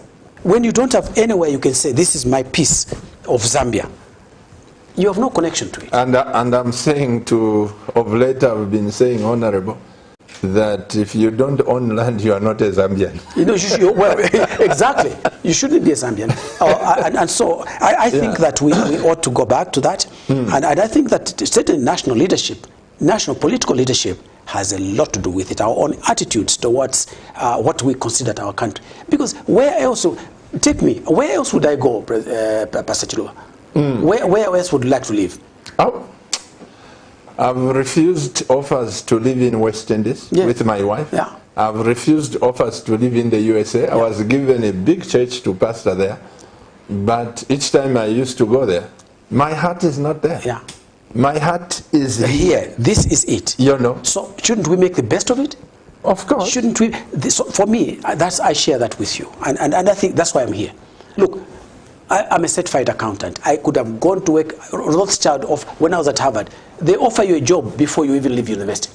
Really? I was offered a job with Rothschild to be based in London, to be going to South America. And I thought to myself, but who's going to look after my mom? And this woman brought us up. When my dad died, I was 8 years old. This woman had sacrificed everything to bring us up to where we. And I said, I'm going to go away to another country and leave my mother. And my mother was looking towards me, said that I educate this child and these children so they can look after me, and I leave her just like that in limbo. Same with me. I love that my parents. I came back from Harvard, and I was lucky. I had a great mentor in David Peary. The late. He came to Harvard to attend my graduation, and he says, Bob, here's the ticket, we're going back tomorrow. Really? He literally came because he didn't want me to stay there. Not that I had any intentions. I cannot live in UK. I don't want to live in the States. I don't want to be hassled and treated as a foreigner. No, I want here. This is my land. President Lungu, President Mwanawasa, President Chiluba, President Sata cannot take away my right. Not one of them. Not even President Kaunda, who is our founder of our nation. This is my land. This is my land just as much as theirs. So I'm going to stay here. And I want to make the best of it. I always say this, when we were building this church. Yeah, yes. And I've got beliefs that are based on my personal values, principles and values. Yes. I say that when Muslims are praying, they face Mecca. Yes. But when Christians are praying, they face America. We think help will come from Mecca, will come from America. But if the Americans can be where they are, what can stop us from being where we want to be? Only our own inability and failure to recognize who we are. This is why, Honorable, I believe that this conference coming, it's not just about plant tomato, and this is what you are getting. No. And the people have no idea. It's much, much greater. What is in the basket of this conference. Yes. It may be one of the conferences that will change the face of this nation. It's my hope that we can be able to do that. That's why I'm coming back from the campaign to come and join you to make sure that this is successful. Because if 84% of our people are dependent on it, shouldn't it be our concern to make sure that it succeeds? And this has bigger dimension than just agriculture. This is politics, because politics is about policy. If you can't feed the people, you're not worthy. Okay? You're not worthy of being called a leader if you can't feed your people. If you can't feed yourself. In the villages, they laugh at you. Oh, that one, he can't even feed his family. So I think you're absolutely right. This should be a great milestone, transformational in its character. And I hope that we will achieve that, and I will certainly do my part to contribute to that, to make sure that it's successful. And the beauty about this conference, Honorable, it has no political attachment. No. It has no gender discrimination. It has, I believe that you've got to offload. All the speakers must offload. Yes. And let the people know that we were born for greatness. Yes, absolutely. I can't wait for 28th, because sometimes I sit here with my wife. I want to disclose certain things. Now I've seen that being on TV, even when you preach a sermon, you find somebody writes a book out of your sermon and you have no claim to it. And each time I feel like I want to tell the nation what is in this conference. Yes. And my spirit says, no. Let them come and listen. See for it so I am so grateful, Honorable, that this nation, we are building it together. And this finger pointing in this nation, Honorable, should come to an end. Right. We must, like you are going to stand there and you have got things to do there. Look at the other day, I had the, what's his name? Biologist Kamweneshe. Yes. What a brain. Yes. What a brain. and the nation, they just heard him a little bit here. Yes, yes. They don't know, Honorable, that man is endowed with the absolutely great ideas, great knowledge. My goodness. Yes, absolutely. And absolutely. He's also saying that he's going to stand in his place, where he comes from. And I believe that this nation is not going to be the same. No. Well, we ought to change it, because nobody's, look, we cannot sit here, Pastor Chiluba, and expect people from other countries will build our nation for us. Why? Why should they do that? And why should we even expect even for them to come and teach us how to build toilets? No, no, no, no, no, no, no. We should say no to that. But why is it that we have this attitude? It's just an example, yeah. Honorable. It's just an example. Yes, yes. Here is Camnet TV, which is Zambian, which is bringing issues, and we are contributing in a small way. Absolutely. But somebody would rather not watch Camnet, but watch a foreign channel, which adds very little value. Just entertainment. Why do we have that attitude? Well, when you see foreigners, you empower them. Yeah. You see your own nationals. Why is it we need to work on it, because that, let's recognize it as a weakness of in many ways. We Africans have got an inferiority complex. An inferiority complex to think we are not good enough to be what God has made us to be. God has never, ever, ever said, because you are black, therefore you are not good enough. Never. He says it's no respect of persons. That's right. He knows we are as much his children as anything else. We will never wear apes. God made us who we are. He made us from clay. He breathed into us, and that's where we started from, not from apes. Far from it. And that's what we should be, but that's what's being taught in our schools, so we ought to change that. And I concur with you entirely, and I'll do my part. I'll make my contribution in whatever capacity God allows me to do, to try and put, to bring honor through whatever it is that, to his people. And we're going on break now. I just want to thank the government for having considered Camnet TV, or trusted my wife and I to open this channel with no malice. I want to thank the government, because the people I've met who are listening to this channel, whose lives are being transformed, it's enormous. And I believe, Honorable, that through people like yourselves and many others, we come together. I just look forward for Camnet to be part of that endeavor. Absolutely. In this nation. Well, it's a platform. You see, now we've got technology. Yeah. All right. Digital platforms are the future. Okay. Digital platforms, we can use this to educate the farmers on crop rotation, on how to do their work, and so on and so forth. And therefore, this is a great tool for the nation, where we can educate, bring about the information that people need. Now we can literally go from anywhere part of the world and look at what other people are doing, and this is a channel, what we call multimedia, digital platforms. This is what this is. Just like yesterday, when I was here, I received some messages from India. Some came from, is it Thailand or whatever. Are they watching you? Yes. Oh, really? Yeah.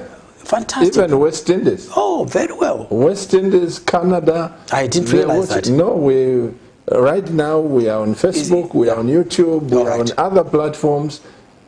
Right now we are in one of the biggest television stations in West Indies, which carries our signal. And they are broadcasting up to Jamaica. Fantastic.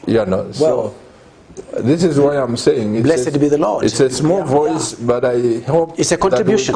We can contribute to the unity of this nation. I'm just going to ask my director, because time is not there, to just give us the advert about the conference. This conference, okay. Don't miss this conference. And Zambians, don't sell land.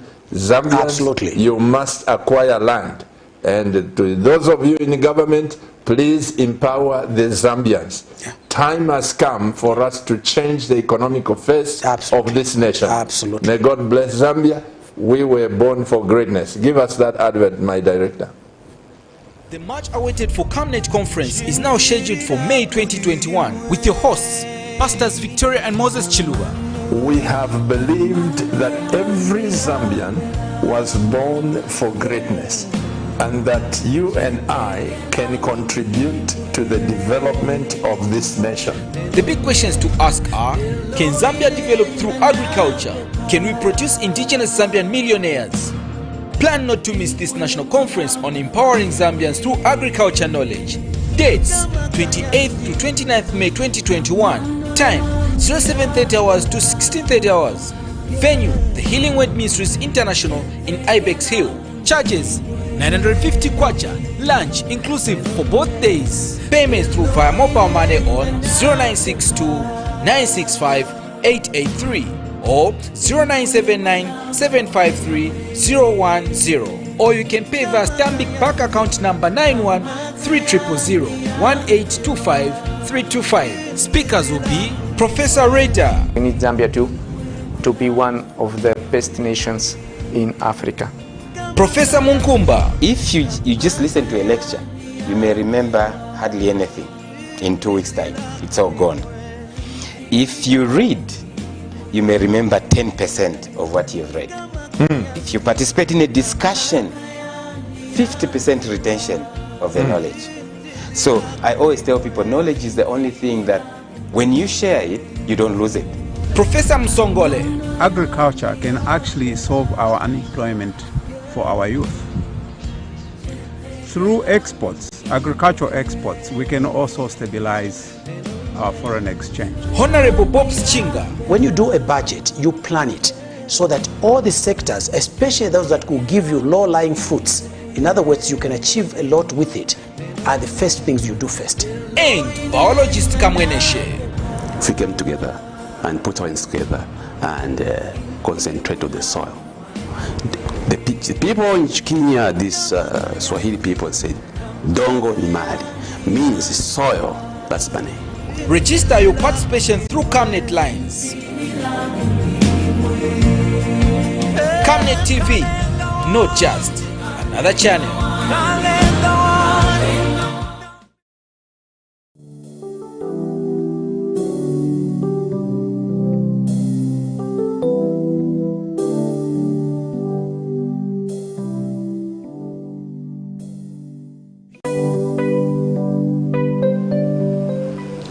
Dear Camnet TV viewers, welcome to Partnership of Greatness. Remember, nobody is a waste of time on planet Earth. As long as God put you here, whether you have got what it takes academically or not, you are here for a purpose. You are not a mistake.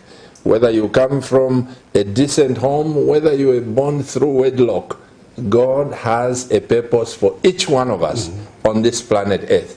And we have believed God that you and I can change the face of this nation. I have in the studio Honorable Bob Chinga, who's been a minister in this nation and a man endowed with a lot of knowledge about how to turn this economy into a great thing. Honorable, I'm so grateful that you accepted to come tonight, and my prayer to God for you is that should the president call you to work with him and all of the opposition and everyone, please let's come together for the nation. To all of you politicians, let's come together and save this country. It is my appeal to you. Yeah. Well, I think it goes without saying, the whole reason why because remember, Parliament and the presidency together, or rather National Assembly and President, they make the Parliament. You cannot pass any laws without the President endorsing or consenting or assenting to it. The lines are open. Please, Mr. Director, open the lines. We have a few minutes. Let the people call. If you are to call, it's 0968 675 273. This phone here, this is the only line that gets to our directors up in the studio. Some of you, we find missed calls on the line on the middle. That is for text messages. Please call. Sorry about that. No, I was just saying that the whole reason why this is a parliament is because it requires both sides. And if the idea is to fulfill the expectations of the nation, and no one person has a monopoly of knowledge at all, presidents or advisors or whatever, and therefore it behooves us, and that's why the speaker goes to the president and says, these leaders of parliament, they would like to have access to you. And that's why I say that it must find a willing president who is saying, all right, when should we meet? How often should we meet? He comes once in a year. Well, now it has become like twice or thrice, but it requires much more than just meeting in parliament, because that's very formal. What you want is to have a situation where there's interaction, discussion, looking at the ideas, and definitely the person who is in authority is the one that must come forward and do that. So I totally agree that there is need for us to work together to bring our country to a different level. Why is it that it brings a bad feeling to say the president is here and he appoints a member of the opposition and say, I want you to help us here? Why do criticisms come from that party? If that is going to take place, because now you've got this, the multi-party politics, what if the president wants to appoint somebody? Isn't it only decent to call the other president? Let's talk about this after the... Hello? Hello, good evening, Daddy. Good evening. Who is calling and where are you calling us from? Moffat from Kanyama. Moffat? Yes, sir. From Kanyama? Yes, sir. Please, Moffat, go ahead and contribute. Thank you. Good evening, Honorable Opposition. Hello, good evening to you, Brother Moffat. I'm very well, sir. Thank you. Okay, I have a question for you, sir. Okay, I've watched the program, I think, from the start. The way you explained the fiscal policy and the monetary policy. Okay, I'm a small-scale entrepreneur. I think the greatest challenge that I've had is when it comes to, for my business to survive, is the issue of rentals. Yeah. And if you look at the most properties in the Lusaka CBD, it's either they've been leased for 99 years, right, or they are owned by the so-called Zambians of foreign origin, mostly Indian. Okay, now what has been happening of late is with ZRA coming in, demanding a 10% on withholding tax on rentals, our rentals have gone up. And the cost of doing business has become so difficult for us. Right, right. Such that we are made to choose. It's either we pay ZRA withholding tax or we pay the rentals. Yes. Which is very bad, because I feel my government is losing out. And every time the ZRA pass through, you tell them that from the time you introduced it, because you do not monitor how much rent should cost in the city. Right, right. And these people, whatever money we give them, it goes out, because I think that is supposed to pay something to the government. But I'm not able to do that, because if I don't pay my rent, I'm kicked out. Absolutely. Absolutely. So, which is something that has put our government at a disadvantaging position. Now the question is there a way in which the ZRA or the government should at least control the prices of these rentals to safeguard the small entrepreneurs to exist? Or is it beyond their power? Or is it because they are bound by that 99 years lease? Thank you, sir. Okay. It's a very powerful question. Absolutely. I think it's just excellent. His understanding is very, very good indeed. And I trust he's asking me, but Moffat, the way to answer this one is as follows. This is a big problem, not just in the CBD per se. If you go to most of the shopping malls, and I'll give the example of Manda Hill, right? The bulk of Manda Hill is not owned by locals. It is not. And one of the biggest problems we've had is many Zambians have had to leave because of the high rentals, mostly quoted in dollars. Now, when ZRA does something, it is based on a policy which would have been presented to Parliament and debated. And then there's a law, especially on withholding, that is passed. And this is what I said, Pastor Chiluba, that you need knowledge. Look, you cannot just wish for something to happen. It has to be processed. And this is where you need knowledgeable members of parliament to understand these issues, ministers that understand these issues, and they say, how do we empower our locals? There's another thing that you probably have not spoken about, Moffat. It's the issue of access to finance. Cost of finance. 35% is the interest that is charged on loans if you can access them. The first problem is you don't even have access to the finance. They'll ask for this, that, and the next. So how do you do it? Hence, you've got organizations like Citizens Economic Empowerment, which is supposed to fill that gap. To help the locals. And you know, it has got a fund. It has got a Citizens Empowerment Fund that is supposed to help and provide low-cost finance. But the government has to fund it. So if the government does not have enough money, that just suffers and does not get funded. And so, Moffat, the point you make is a very valid one. Unfortunately, now Parliament has closed and so on and so forth. And I hope that as we begin this year, and you may want to submit, by the way, Moffat, there's a call now from the Ministry of Finance for people to make contributions.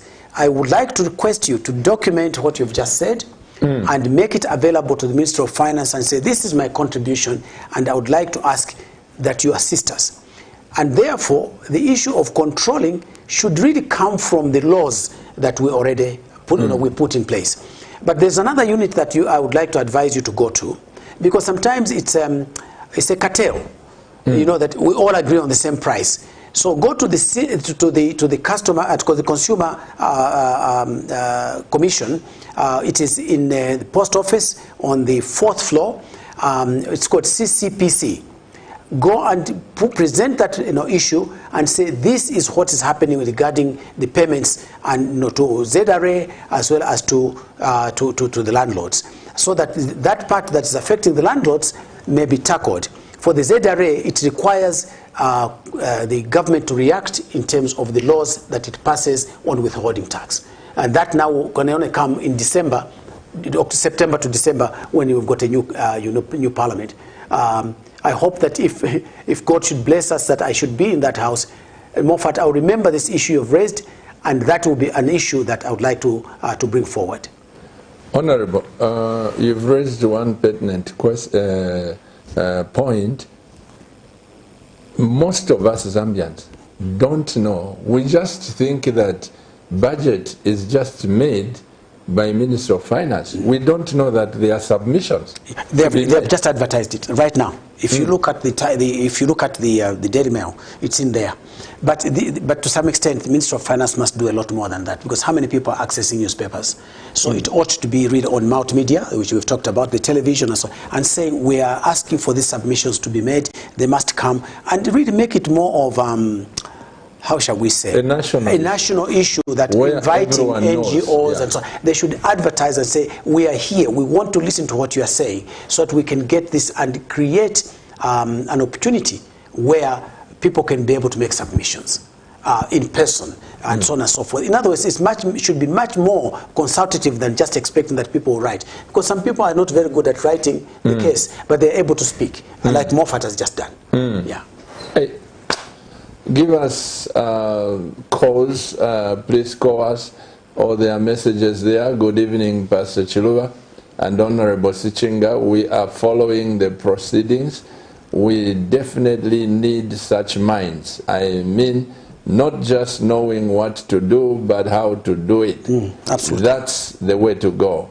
We are looking forward to being part of that conference. Bishop Mulambisha in Mongo. Okay. Bishop is a Camnet TV viewer. Oh, this fantastic. Bishop, I look forward to meeting him personally. Okay. Hello, good evening. Good evening, Pastor. How are you, sir? I'm okay. How are you with that thing there? Born for greatness. Thank you so much indeed. We appreciate your call. What's your name? You are? Brian calling from where? Bwengwa. Brian Mumbwa, Brian Chinyama. Yes, Brian Chinyama. Yes, I'm going from Mumbwa. Please go ahead and contribute. Thank you, Pastor. In the beginning, I just want to thank you for the job that you are doing. Amen. Thank you. Despite us belonging to different denominations, but we are appreciating the job that you are doing.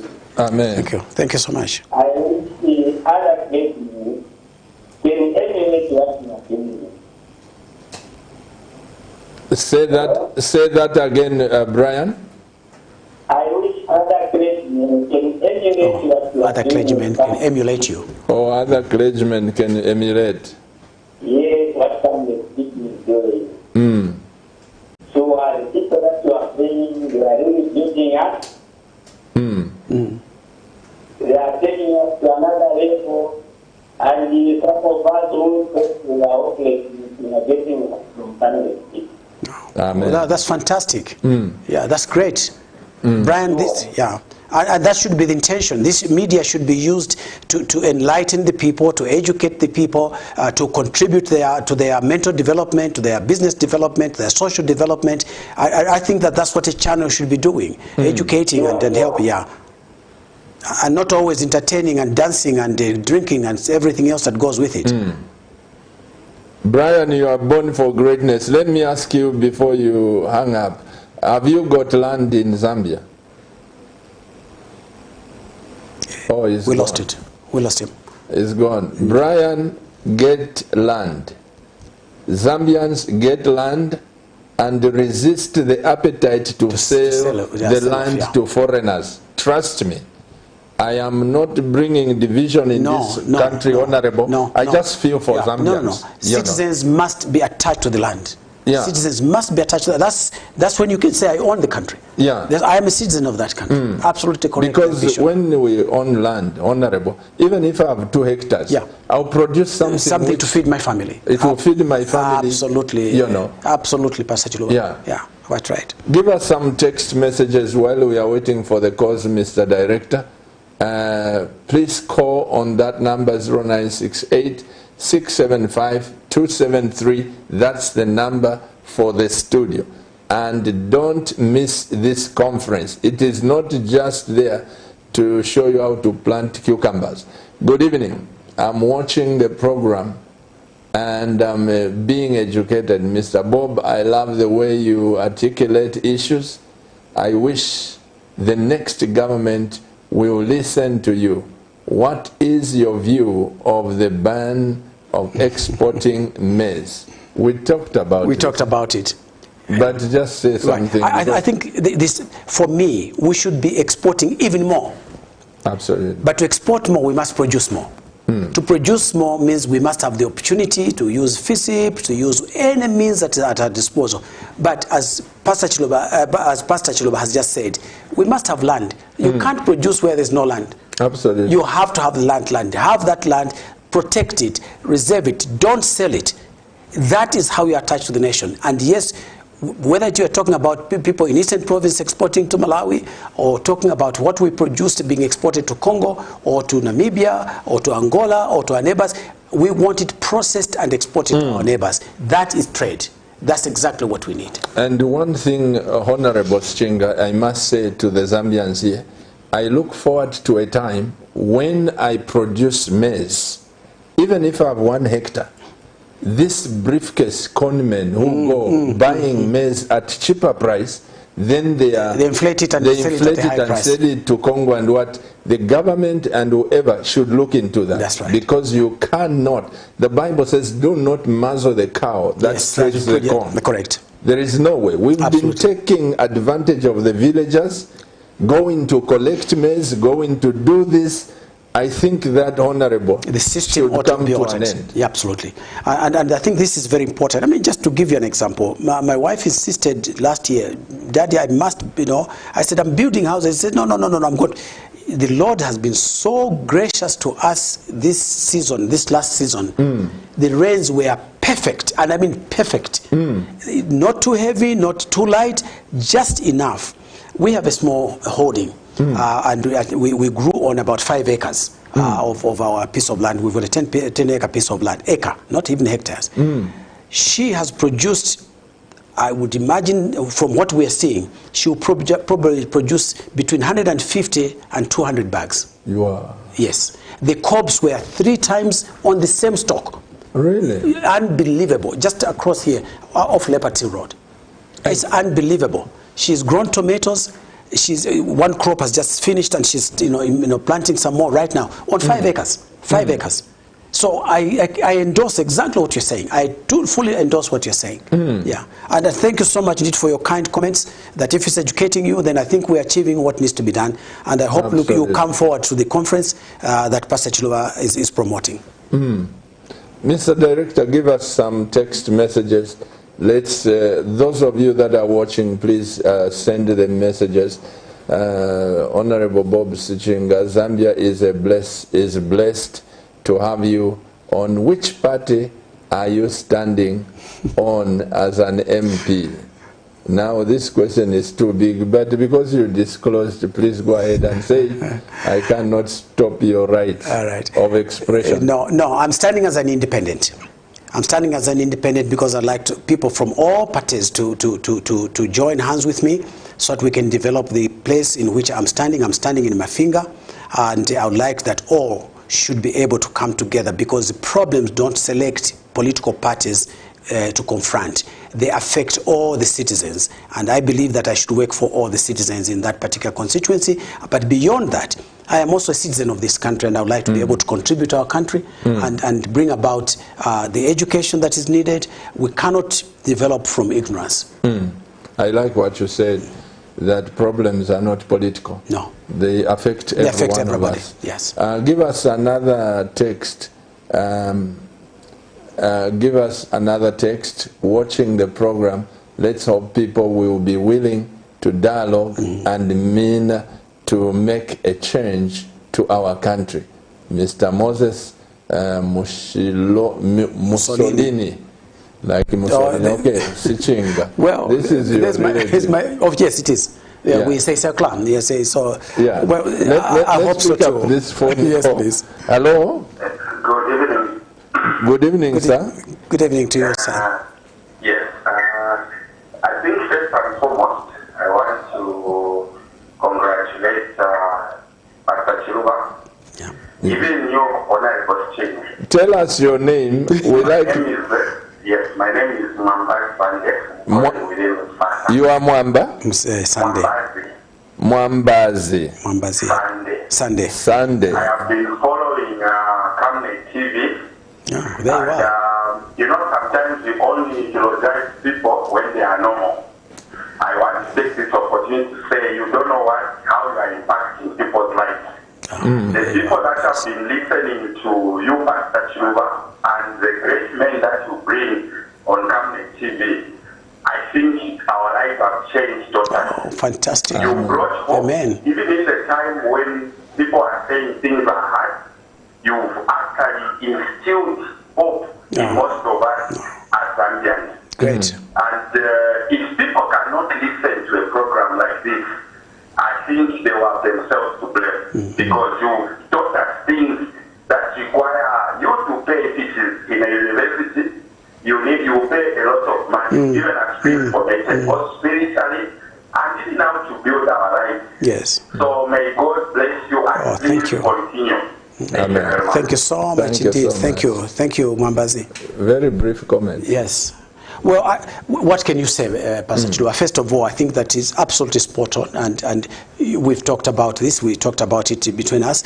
I think that for me, this is what pastoring is about. You are pastoring because this is what impacts people's lives. They want to have something to eat on the table. They want their children to go to school. What are the means? How do we do it? How do we get around to achieving that? Does it have to take a party to be able to educate our people? No, it doesn't have to. Okay, but we've chosen the system of parties, so it is. Fortunately, they've also allowed people like me to be able to stand as independents, so we can contribute in many ways. And here you are. You're not even doing the political dynamics of parliament. No. But here you are ministering to the people. You are pastoring to them in a positive way, and definitely we all appreciate the opportunity to be able to share with our citizens. Why should we keep this knowledge if it helps some people to create hope in their minds? And so I'm thankful that you were able to say that to us, because it also encourages us to come forward and to keep teaching and hoping that we can be able to educate our people and contribute to their welfare. I must, on behalf of my wife, Mr. Mwambazi, and the leadership of the church, thank you for what you are doing in your life as an individual and as a family, and thank you for the comments that you have made. You know, it's like Mr. Mwambazi. Okay, he's a Cabinet TV viewer. Yes. Yesterday, Honorable Sichinga, what I've said, I have gotten involved with the church members. Yes. We have started a program to empower every person who comes to church. I saw part of that, yes. Yes. Yeah, absolutely. We've just got, especially in this land issue, in this issue. Yes. I'm just saying, should the Lord keep my wife and I? Yes. I want history to be said or written about somebody. We have been preaching, and I preach effectively according to me. But I saw that. And that's what he's saying. He says, rather than praise somebody when they're dead, we want to say it right now. So I think that was great, and we thank God for his goodness, and we should use the opportunity to help his people. They are not our people here, they are God's people. Absolutely. And I think that when the opportunities are given like this, we definitely, are Almighty. Not that I'm diverting from preaching, I will remain solid with my wife, but at the same time, I think God has given me grace to mingle with people like you. Yes. Now I want to help all the church members from the physical point of view, and let's go beyond, and walk with them. Let's go even beyond the church. Because this may be heard by people that are not members of your church, but they are people that are benefiting from the fact that you are transmitting. This is what we are doing. Yeah, we are cutting across. Yes. Mr. Director, thank you, Mr. Mwambazi, once again. Mr. Director, give us the text messages, and let's see how we can move. Good evening, Pastor Chiluba and Honorable Sichinga. I'm following the program. My contribution is on how the government can help us who are creating employment, because even when the money for the youth empowerment is given out by the government, it is still not easy to access it. In short, there is no transparency in the way of acquiring the same money, hence it does not save us, its purpose. What should be done about it? Help us. This is Peter Sichinga. You've got a lot of relatives. My goodness me. And this is coming from Solwezi. And the Sichingas, you are related in one way or the other. With just one clan. Every Sichinga is related to the other. Every one of them. We're not like you Bembas who have got different names and so on and so on. No, so a Sichinga is a Sichinga. Us Bembas, we belong to God. You find one is in Kasempa.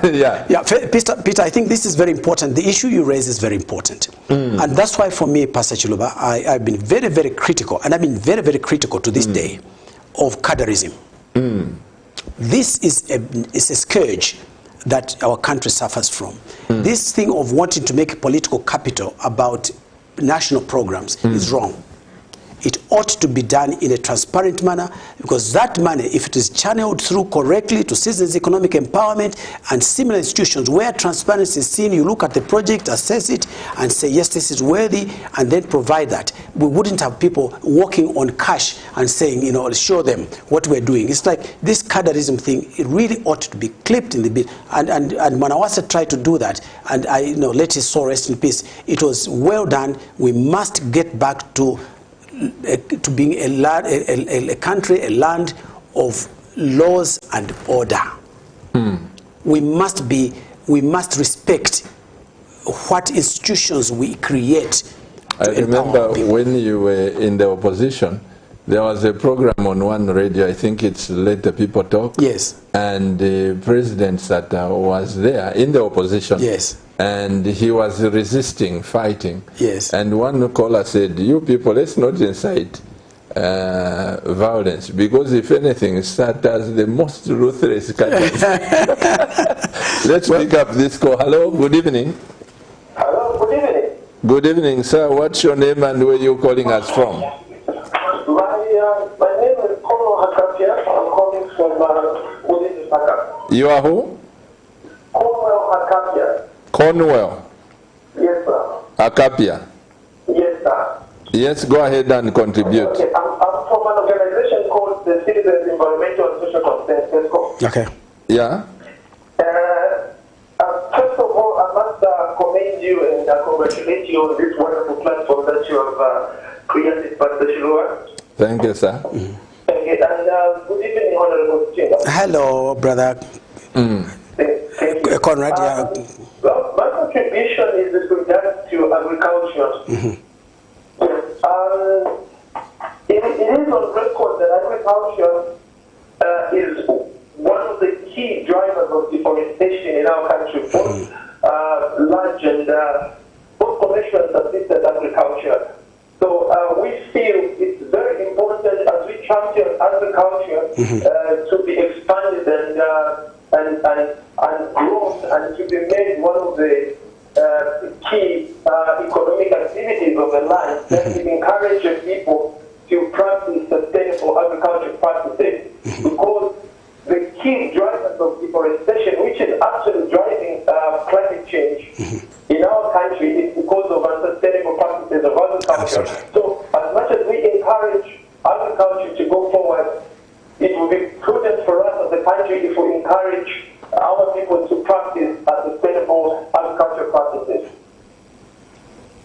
Absolutely correct. Have you heard from Yes, him? absolutely. Yeah. I think that is very correct. Because the Lord has commanded us. He says, you who I'm placing here, you man, you dress it. Till the land. Till the land. Till the land and dress it. That's what the Lord says. So his commandment is clear. He knows the issue you've raised is sustainable utilization of agriculture. And this is why, for me, for example, one of the things that we should even be talking about here, conservation farming. Why not? Crop rotation. And obviously, these forest breaks in between these fields. Because God knows that we have to grow crops in order for us to eat. And it's for us, and He has given us wisdom on how we can use it properly. Because if we just sat there, we are not as lucky as Adam and Eve were, where the garden was already done for them. But when they were kicked out of the garden, they had to work by the sweat of their brow to eat what they had worked for. So yes, you're absolutely correct, and it should be sustainable. And the practices of Bakapenda Maula are not cutting the trees in the mountains and so on and so forth, or in the watersheds and so on and so forth. Those are some of the practices we ought to be doing. But I don't think God said to us we should not till the land at all. He said till the land, till it sustainably. And also there are crops, Honorable. Yeah. There are plants now where even if you cut the trees, say in the 10 kilometers radius, if you plant those plants, they are more nice to the environment. And some of them are windbreakers and so on and so forth, which are and they attract rain a lot. Absolutely. So like we are saying, we just have to be knowledgeable. Yes, absolutely correct. Absolutely correct. But you were talking about cadres. Before we pick that, you know, one day I said here that I look forward for the government to build more prisons just for cadres. Lock them up. Because these people, there is criminal element coming through cadres. Absolutely. I've been saying this. There is no way, Mr. Schinga. If you don't agree with me, I get a panga and hug me. For what? It means I've been a murderer from the beginning. Absolutely correct. So this is why the government of the day, the previous governments, those that will come, if we magnify cadres, we are destroying this nation. Destroying the country completely. Let's build at least 10 big prisons in every province, lock them up until there are no cadres. Well, I'm suggesting something slightly different. We collect everybody and establish the National Service Youth Skills Development Program again. For all the Create, every one of them. Nobody stays in the streets. Let's go and teach them the skills on how to do the agriculture. And if you go to a place called Kaloko Trust, the shortcut into Luansha from Ndola Road. There are young people there who were allocated pieces of land. They were given plows, they were given animals, and given 4 hectares to plow. That, in my opinion, is what we should be doing. So I'm going to suggest that as our next solution. And one of the things, Honorable, is the things that probably we have prepared for the conference. Absolutely. So that people can, you know, these things, it's just knowledge. Knowledge, yes. I am saying this, and I'm saying it is not difficult to create billionaires, actually. Absolutely. From this. Yes. Someone has said the next set of billionaires will come from agriculture and technology. Yes, absolutely. Every day, yeah. I sit down with people like you, expatriates. Yeah. I am believing, Honorable, that by the year 2025, I mean 2028, yeah, 2025, 28, we'll 30, create millionaires. Absolutely. We'll create millionaires. Vision 2030, we should be able to have that. Absolutely. Yeah, thank you. No more phone calls. Please give me the text messages one after another, and we make comments if we can. If not, God bless you. Great Honorable Sichinga, I totally agree with the panel. Winter maize, minerals, copper, gold, just 6 months. Emergency action. We can pay all credits. We believe in our great God. Yeah. Andrew, is that possible? Yes. Absolutely. Because remember what I was saying, we need to have programs. Very, very specific, pointed, financed, managed efficiently, no stealing. If you steal, you are locked up and you are told there's no other way. Whether you are a permanent secretary, whether you are a minister, whether you may just a cadre, we stop this nonsense that we have around us. And also where we are going, Honorable, we should go to a place where if you are a minister, and you are caught in certain things or permanent secretary, in the interest of the nation, step down. No, you're not even waiting for that. The law should simply say you are going to be suspended straight away until this matter is dealt with. And because the Auditor General's reports are there, there are supposed to be audit committees, places of work, and you know, because if people get away with it, this is why it's just expanding. I've got that clip, maybe you have seen it, of a minister in England who was supposed to be in Parliament, House of Commons, to present something, and he was late by 5 minutes. Yes. And he resigned. He said, I'm so embarrassed that I'm late by 5 minutes. Yes. Or ministers that fail to present their ministerial speeches in Parliament. Yeah. Yeah. My goodness. Give us the text messages. Pastor Chiluba, informative program. Mr. Bob is insightful and clear. I like listening to him. That's what Harvard does. When are you airing the program? Thank you. Well, it will be repeated. Keep watching Camnet TV. You will see it again. Enjoying the program. Happy to see Honorable Sichinga on Camnet TV from Chris. May God richly bless you. The last text. Enjoying the program from Christopher Chirwa. This is from Chingola. Welcome, the TV viewers. I don't want to go into the news time. Listen to the news. I want to thank you for spending time with Camnet TV. Let's work together. Let's educate one another. Where I go wrong with my wife, you just say, Pastor Chiluba, this is out of the way.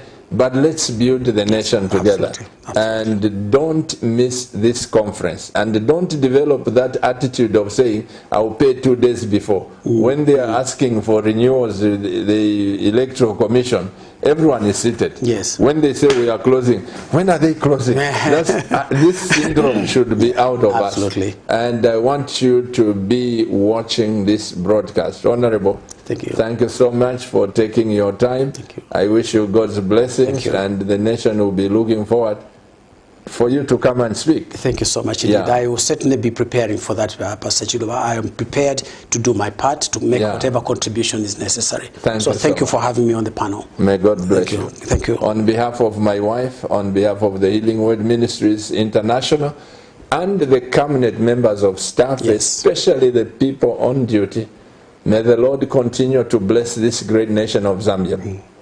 Remember, if you are a Zambian on land, If you already have land, don't sell it. Yes. And let's put our heads together. You were born for greatness. May God bless you. And keep watching Camnet TV. Remember, Camnet TV is not just another channel. Shalom, shalom. Shalom, shalom.